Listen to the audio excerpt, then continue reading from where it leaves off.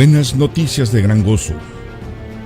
Y el Ministerio de Conociendo a Dios presentan Células Dinámicas.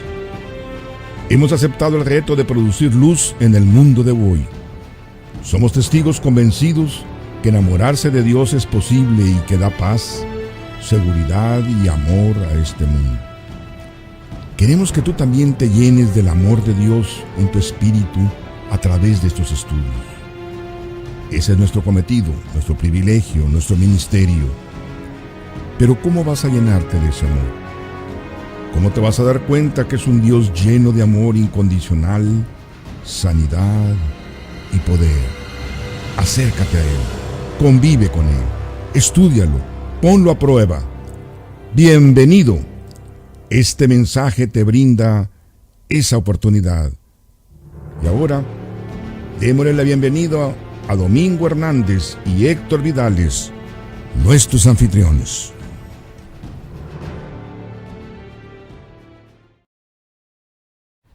Estamos de nuevo con ustedes en esta otra célula, y es una célula muy especiales que se llamamos células dinámicas porque van creciendo, puedes ir creciendo junto con ellas.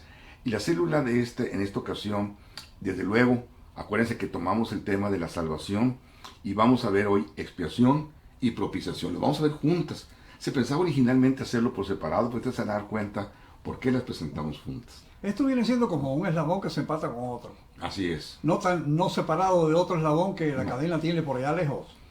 Y ya verán cómo se combina, porque la palabra es la que va a hablar. Nosotros solamente somos los embajadores que la exponemos. ¿La trazamos? Exactamente.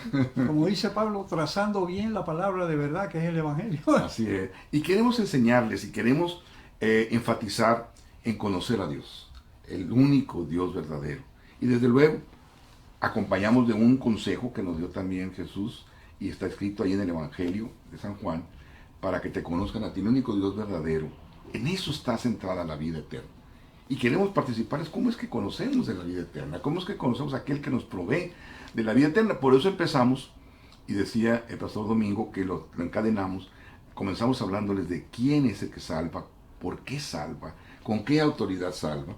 Y ahora vamos a entrar en el concepto de cómo lo hizo. Y al entenderlo, bajo esos conceptos que vamos a empezar el día de hoy, es ese cómo. Y al ver el cómo, lo que nosotros queremos ver es que Él lo hizo todo para nosotros. Lo interesante es que el cómo tiene que ver con muchos ángulos. O sea, no es una sola forma de decir qué fue lo que Él hizo. Si fuera así, entonces no sería un misterio el Evangelio. Así es. Porque todos lo entenderían. Así es. Y como es misterio, tiene que ir siendo, como dice Pablo, manifestado a los santos. Así es. Y es un eslabón y otro eslabón y otro eslabón. Y pero todo nos habla de algo. Claro. En que Él fue el que lo hizo. Porque Así nos trata de explicar todo eso para que entendamos ese misterio del Evangelio, que fue lo que Él hizo por nosotros, ¿verdad? Así es que nosotros vamos siguiendo un orden. Por eso siempre se fijan que me refiero aquí a mi apuntador para ir llevando ese orden. Y hoy queremos empezar con el término de expiación. ¿Te acuerdas muy bien, Domingo, que expiación es un término utilizado en el Antiguo Testamento? ¿Y tú te recuerdas cuál fue el devenir de esa expiación? Sí, porque eso no estaba practicado diariamente como el sacrificio diario, que era derramamiento de sangre, que era una bestia que moría, pero la bestia era diferente, se derramaba sangre y no era un sacerdote común, que era el que ejercía el momento de ese sacrificio diario. Era el sumo, el dirigente máximo. Cuando ya se hablaba de expiación. Exactamente. Pero en el diario, inclusive no necesariamente era un cordero, sino que podía ser hasta podía ser un cereal, podía ser una paloma, ¿verdad? Pero como tú dices, ya era algo especial entonces la expiación. Y era tan especial que el pueblo tenía que reunirse con una solemnidad que había sido preparada por varios días, probablemente unos 9 días. Así es. Porque el día 10º del mes séptimo era el día de expiación. Así es. Y entonces esa preparación hacía que el pueblo estuviera en solemne ayuno, en una reverencia, en una meditación, donde ellos habían expuesto a Dios. Ahora, ahí sí va a haber sacrificio y liberación. Claro. Y como tú dijiste hace un tiempo, ese no era traído por el pueblo, ese era normalmente procurado porque tenía que especificarlo el sacerdote. Era una propiciación, que eso viene después. Ahora, ¿y cómo estaba vestido entonces el sacerdote? De blanco. De blanco. Todos los demás sacerdotes tenían sus ropas que está ahí en la Biblia expuesta de los colores que tenían, la forma que eran. Pero este sacerdote hasta incluso tenía allá abajo en el vestido unas campanitas que hacían ruido. Para poderlo situar, ¿verdad? Y poder saber que estuviera vivo. Sí. No, eso era tremendo, hermano. Pero eso era único, ¿verdad? De eso hablamos, ¿verdad? Era un día, ahora sí, ese sí era un día único, el día de la expiación, a donde sí iba a haber un sacrificio. Además, se expiaba de una sola manera, un solo tipo de sacrificio. ¿Nos quisieras recordar cómo era ese sacrificio? Bueno, el sacrificio, cuando el sumo sacerdote lo hacía, el macho cabrío que era traído. Nomás era macho cabrío, sí. No era otro animal, ¿verdad? No era una ovejita, no era una vaca roja, no era un gorrión, no era un puñadito de harina, de acuerdo a las capacidades económicas de que iba a ofrecer. No, ahí ya no, ¿verdad? Y cuando este macho cabrío era muerto, lo mataba el sumo sacerdote, él mismo lo ejecutaba.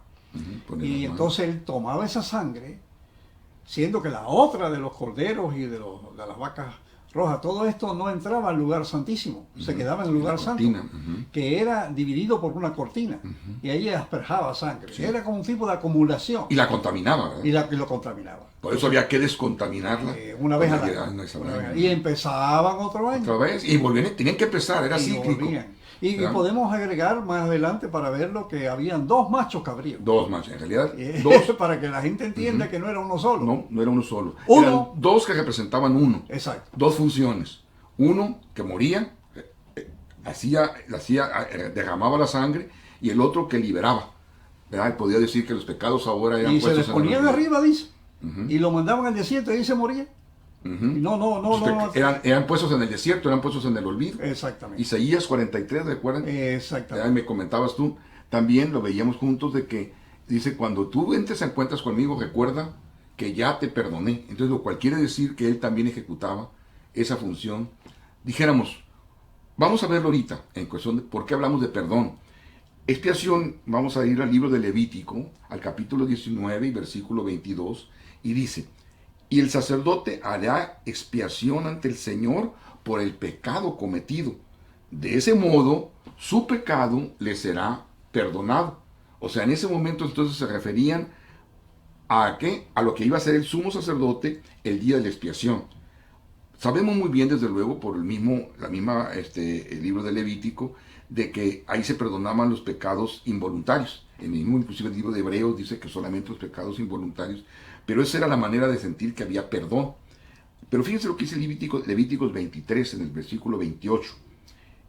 En ese día no hará ningún tipo de trabajo, porque es el día del perdón, cuando el Señor hace expiación por ustedes ante el Señor. Y lo queremos contrarrestar ahora contra qué fue lo que sucedió al venir Cristo, para poder entender el término expiación. En Romanos 3:25 dice: Dios lo ofreció como un sacrificio de expiación que se recibe por la fe en su sangre, para así demostrar su justicia. Anteriormente, en su paciencia, Dios había pasado por alto los pecados. Y Romanos capítulo 5, versículos 6 al 8 dice: a la verdad, como éramos incapaces de salvarnos en el tiempo señalado, Cristo murió por los malvados. Difícilmente habrá quien muera por un justo, aunque tal vez haya quien se atreva a morir por una persona buena, pero Dios demuestra su amor para con nosotros, en que siendo aún pecadores, Cristo murió por nosotros.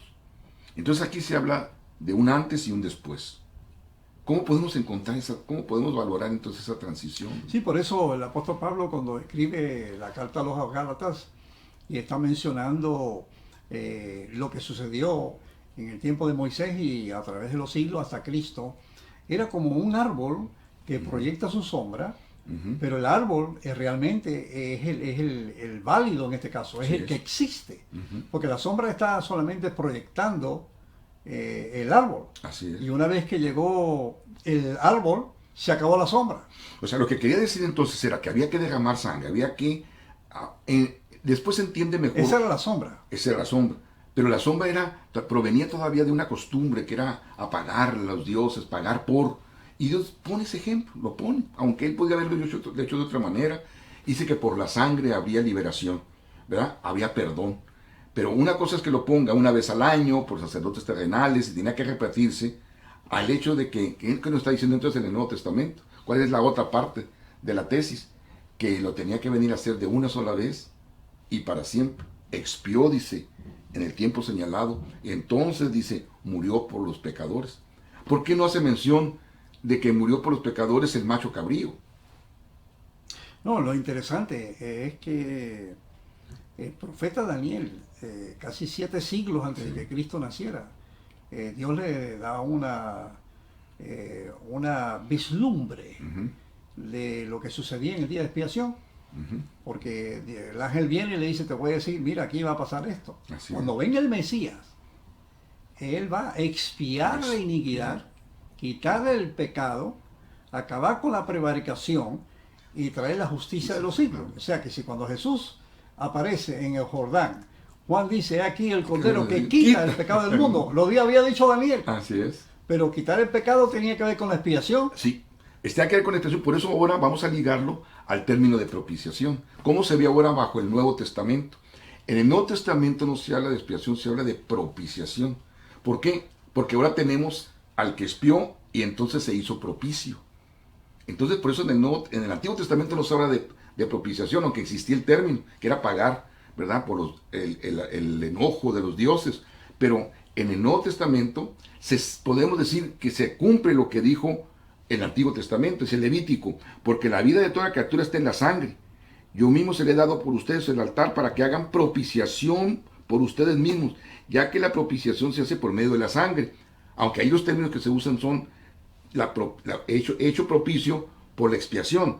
Pero fíjense lo que dice Romanos 3:25, a quien Dios puso como propiciación por medio de la fe en su sangre, para manifestar su justicia a causa de haber pasado por alto en su paciencia los pecados pasados. Y esta es la propiciación por nuestros pecados, y no solamente por los nuestros, sino también por los de todo el mundo. Te fijas en la lente, que podemos entender de lo que entonces nos expresa una vez que vino. Ahora ves, sí es cierto, se ofrece expiar, pero nosotros lo vemos con los lentes de propiciar, porque se hizo él, ¿cómo? Se hizo propicio. O sea, si se pueden pagar los pecados es porque entonces dice, yo me pongo. ¿Cómo habrá interpretado aquel pecador Wow, delante de Dios? Y había un fariseo por allí también delante de Dios diciendo, mira, yo, Señor, pago diezmos, yo hago esto, yo hago aquello. Pero el pobre publicano estaba allí, sé propicio a mi pecador. Y todavía no había muerto Cristo, No. como el que iba a expiar el pecado. Sí. Sé propicio a mi pecador, porque él creía que había... Tenía que haber alguien propicio. No, y que iba a haber un Dios que lo iba a matar si no venía como alguien que iba a tomar su lugar. Sí, Porque había que aplacar la ira. así es. Y así todo, él se humilló. Dime tú ahora que Jesús no aplaca ninguna ira del Padre. No, no es así. Es gratis. Eso lo vamos a ver en el próximo, ¿verdad? En esto consiste el amor, dice Juan capítulo 4, versículo 10. Primera de Juan 4:10. En eso consiste el amor. No en que nosotros hayamos amado a Dios, sino que Él nos amó a nosotros y envió entonces a su Hijo en propiciación por nuestros pecados. Ahí está. Había que expiar, pero ahora Él se hace propicio. Acá estaban en los pecados, ¿verdad? Inclusive eran los aquellos que se cometían involuntariamente, pero ahora dice, por nuestros pecados. Por eso es que la lente cambia. En el Antiguo se había de pagar. En el Nuevo Testamento se pagó. Se hizo propicio. Ahora, no nomás se pagó, cualquiera pagó, sino que la propiciación da a entender que la hizo ¿quién? Jesús. Que la hizo Jesús, que la hizo Cristo, ¿verdad? Así es que eso que dice el pastor, ahí está dada un gran misterio, pero una realidad. Está la respuesta de ese publicano, que entonces dice, Él se hizo propicio a nosotros que éramos pecadores, ¿verdad? Y lo que nosotros queremos que ustedes vayan poco a poco viendo, principalmente en que cada una de estas acciones nos habla de cómo es que Él lo hizo. Había que expiar, ¿y quién expió? Cristo. Entonces se hizo ¿qué? propicio. Y si se hizo propicio fue por nuestros ¿qué? Pecados, fue en favor nuestro. Y ahora vamos a ver a ustedes el precio. ¿Cuánto es lo que te cuesta a ti y cuánto es lo que me cuesta a mí? ¿Quieren seguir con nosotros? Sigan en la otra célula a donde vamos a hablar de redención. Que Dios me los bendiga muy ricamente. Gracias, Domingo, por estar con nosotros.